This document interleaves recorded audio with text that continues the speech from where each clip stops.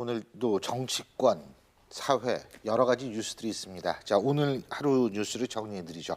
자, 스튜디오에 네 분 나와 계신데요. 이현종 문화일보 논설위원, 손정혜 변호사, 정치평론가 이종훈 박사, 백기종 전 수서경찰서 강력팀장 네 분이십니다. 어서 오십시오. 네, 안녕하세요. 예. 안녕하세요. 이 반기문 전 총장이죠. 이제 전 총장의 첫 번째 기자 간담회가 오늘 열렸는데, 자, 오전에 있었던 반기문 전 총장 측의 이도훈 대변인의 현장 브리핑부터 먼저 듣고 계속 얘기해 보겠습니다.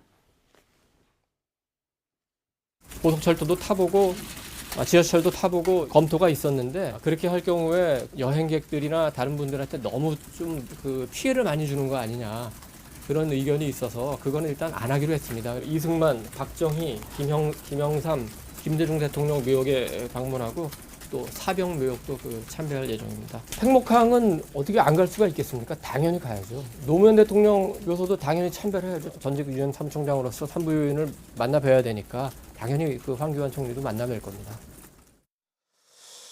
예, 지금 얘기를 들었습니다만 지하철을 안 타요. KTX도 안 타고, 예, 그리고 저 지지자들이 공항에 나와서 마중하는 것도 자제해달라. 무슨 의미라고 보십니까? 일단 뭐 좀 낮은 자세로 임하겠다는 뭐 뜻 같습니다. 낮은 원래는 자세. 이제 지하철을 타고 하는 것 자체가 보면 조금 이제 쇼적인 면이 있다라는 면을 좀 고려를 하신 것 같아요. 또 현실적으로 지금 지하철 타게 되면 사실은 공항철도 이용하고 나중에 이제 서울까지 와야 되는데, 그 많은 취재진과 또 지지자들이 몰려들면 사실 지하철이 굉장히 위험하지 않습니까? 이제 그런 상황도 좀 감안한 것 같습니다. 그렇기 때문에 현실적으로 일단 승용차를 타시고 이제 사당동 자택으로 가시는 것으로 결정이 되는데, 아무래도 이제 첫 이미지가 굉장히 중요하지 않습니까? 정말 10년 만에 처음으로 10년 만에 오시고, 또 지금부터 이제 대선 레이스가 이제 본격적으로 스타트되는 국면이기 때문에 어떤 방식으로 처음에 어떤 내려올 것인지 또 임할 것인지 이거 자체가 굉장히 중요하거든요. 그러면서 본다면 일단 내일은 좀 낮고 소박한 상황에서 일단 진행을 하겠다는 게 아마 이도훈 대변인의 이야기인 것 같습니다. 예. 근데 이제 정치권 인사들 최소한만 만나다 황교안 대통령 권한대행, 정세균 국회의장, 양승태 대법원장 요렇게만 만난다 이거죠, 그러니까 지금. 그죠? 네, 그렇습니다. 예. 그러니까 사실은 만약에 대선 출마를 안 한다라고 전제를 하면, 그러니까 거의 축제 분위기 아니겠습니까? 뭐 유엔 사무총장을 어찌됐건 한국이 배출한 최초의 유엔 사무총장이 임기를 마치고 들어온다 그러면 뭐 굉장히 떠들썩할 가능성이 높죠. 그리고 사실은 이제 국가적으로도 국가 차원에서, 사실은 정부 차원에서 상당히 의전을 갖춰서 행사도 준비를 했을 가능성이 높고요. 네. 광화문 같은 데라든가. 그래서 충분히 그런 가능성이 있었을 텐데, 오히려 지금 대선 주자로 거론이 되는 바람에 사실 행사 자체가 굉장히 축소돼서 좀 진행이 되는 그런 식으로 좀 가는 것 같고요. 예. 그리고 반 총장 측도 역시 그런 것을 의식을 해서, 그러니까 로키 전략으로 지금 이제 나오는 거죠. 근데 제가 좀 약간 한 가지 불만스러운 대목은, 그러니까 일정 관련해가지고 처음에 뭐 지하철 탄다는 얘기가 뭐 불과 며칠 전까지 나오다가 갑자기 이렇게 바뀌고, 이런 건 너무 좀 예측 불허다 하는 생각을 좀 하게 돼요. 그래서 그런 부분에서 약간 전략적인 어떤 단위에서의 어떤 그 움직임, 그런 것들이 아직은 조금 좀 미숙해 보인다, 이런 말씀을 드리고 싶습니다. 근데 오늘 아침에 전해진 소식이죠. 반기문 전 사무총장의 동생과 조카, 그러니까 그 동생의 아들이죠. 그 동생의 아들이 지금 뉴욕에서 네. 기소가 됐죠. 어떤 네. 혐의입니까? 간단히 말씀해 주시죠. 이런 겁니다. 혐의만.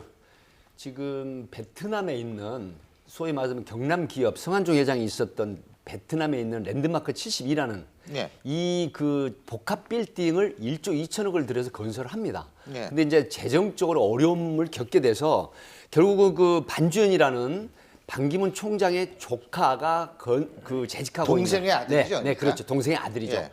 그분이 재직하고 있는 콜리어스라는 그 미국 부동산 회사에 이거를 매각을 하겠다. 그래서 매각 희망 금액이 9,600억입니다. 근데 여기에서 이제 결국은 경남 기업에 이런 사겠다는 의향서를 위조를 해서 보내고 결국 6억 5천만 원 상당을 받았다는 이런 혐의인데, 나중에 이게 이 카타르 투자청 인수 의향서가 결국 허위로 위조로 드러났다는 것이죠. 근데 결국 중동 관리에게 그러니까 베트남 건물을 카타르에 팔려고 그랬다. 네, 그렇죠. 그리고 중동 관리에게 예. 그 5억 원 상당의 뇌물을 건네려고 했다. 이 혐의로 뉴욕 연방법원 맨해튼 법원에서 기소를 한 겁니다. 예. 바로 동생하고 반지원 아하. 총괄을. 그러니까 반기문 총장 동생하고 그 아들을 기소한 거죠. 그렇죠. 간단히 얘기한다면. 근데 결국은 따지고 근데 이제 반기문 총장 측은 보도를 보고 놀랐다는 반응이고요. 그죠? 그리고 사실 전혀 아는 바가 없다라는 그런 얘기 아니겠어요? 그런데 그게 사실은 좀 그러니까 납득이 좀 안 가는 대목이 있는 거죠. 그러니까 이 경남기업 그 성완종 전 회장 같은 경우에 충청포럼 회장을 했습니다. 그리고 반기문 대통령 만들기를 굉장히 오래전부터 해오신 분이에요. 자, 그런 분의 기업에 이 반기문 사무총장의 동생, 친동생이 가서 굉장히 꽤 오랫동안 그러니까 고문을 한 거 아니겠습니까?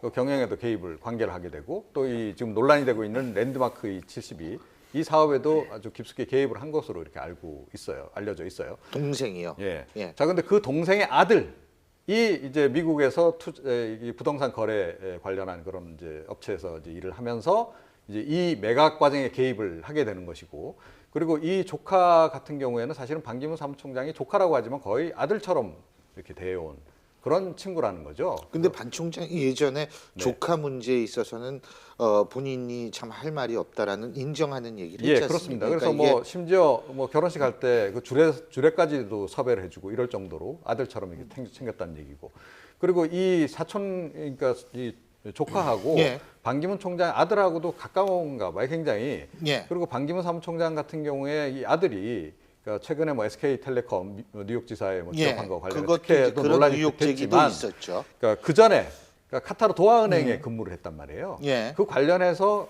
이 반기문 사무총장이 그 사실은 아들 취업에도 개입을 했다라는 얘기도 지금 일각에서 나오고 있거든요. 그러니까 이제 그렇다면 그것도 역시 의혹 수준이니까 그렇죠, 의혹입니다만 본인의 어찌됐건 해명을 분명히 그렇죠. 그러니까 들어야겠죠. 카타르하고 예. 이 관계에서 그러니까 예. 이 조카가 뭔가 이렇게 우리 이 삼촌이 도와줄 수 있다라는 뉘앙스의 얘기를 하고 다녔다는 거 아니에요?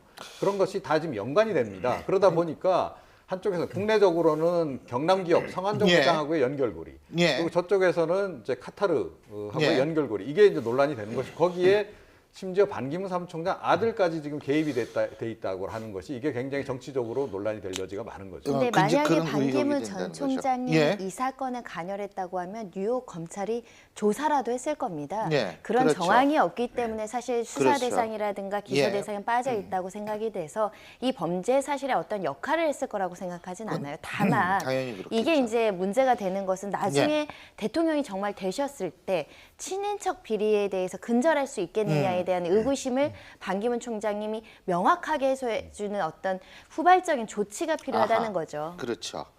지금 그리고 사실 박연차 전 회장한테 23만 달러 수수 의혹도 제기가 됐었고, 물론 본인도 여기에 대해서는 굉장히 적극적인 해명을 했습니다만, 분명한 것은 반기문 총장이 이제 내일 도착을 하면 도착하는 순간부터 가시밭길이 시작되는 거 아니겠어요? 그렇죠. 예. 사실 이제 이 검증이라는 참 험한 길을 예. 아마 가셔야 될 것 같습니다. 이거는 뭐 불가피한 것 같습니다. 왜냐하면 반기문 사무총장이 10년 동안 또 외국에 계셨기 때문에 나름대로 지금 현재 있는 대선 주자들 같은 경우는 다들 뭐 국내에서 그대로 활동을 하고 검증도 받고 했는데, 문제는 반기문 사무총장 차지하는 위치가 지금 뭐 대선 후보 주자 예. 1, 2위를 달리지고 있지 않습니까? 그만큼 좀 짧은 시간 안에 또 검증을 거쳐야 되기 때문에 예. 상당히 가혹한 저는 검증이 있을 거라고 봅니다. 그렇습니다. 근데 그 검증이라든지 반기문 총장을 돕고 있는 캠프의 면면이 약간씩 드러났습니다. 화면으로 잠깐 보여주시겠어요? 자, 마포팀하고 여의도팀으로 나뉘어져 있는데, 마포팀 같은 경우에는 지금 김숙 전 대사, 곽승준 교수, 이상일 의원, 그다음에 김봉현 전 대사, 이도훈 서울신문 기자 출신이 잘 아시죠? 네, 이분은. 예. 이렇게 지금 대충 마포팀이 꾸려져 있고, 여의도 팀이 있죠. 여의도 팀 같은 경우에는 정진석 전 원내대표도 여기 얼굴이 나오시고, 나경원 의원은 공개적으로 얘기를 했으니까요. 어떻게 이게 잘 좀 돌아갈 수 있을까요? 색깔을 보시면 어떻습니까 지금? 저는 총 망라된 거 아닙니까 지금? 그러니까 예, 그렇긴 한데 좀 미스매치가 발생할 가능성이 굉장히 높다. 예. 이렇게 생각합니다. 그러니까 반기문 사무총장은 기존 인맥이 예. 가장 주축이 외교관들이라는 거죠. 음. 거기에 이제 정치권에서 이제 최근에 이제 합류를 해서 돕겠다라고 이제 나선 그룹이 이제 있는 건데요.